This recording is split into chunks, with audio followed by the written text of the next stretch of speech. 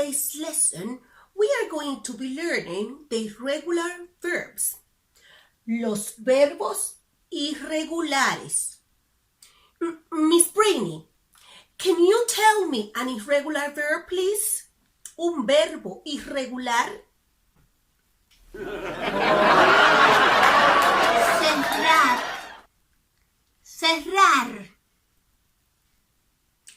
Well done. Cerrar. Can you please conjugate cerrar in present tense? Sí. Yo cierro. Tú cierras. Él cierra. Ella cierra.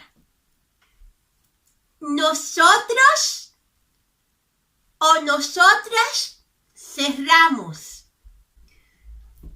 Ustedes cierran.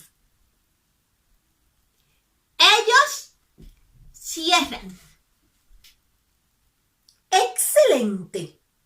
Excellent.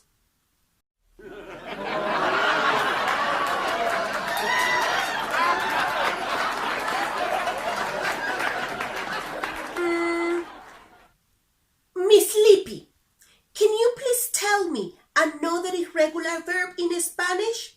Un verbo irregular en español.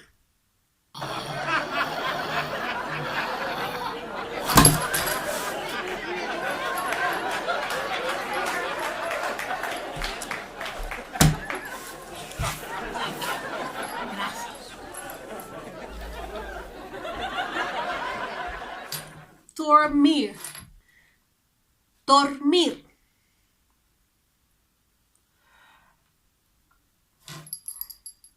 Dormir. Can you please conjugate dormir in present tense? Dormir.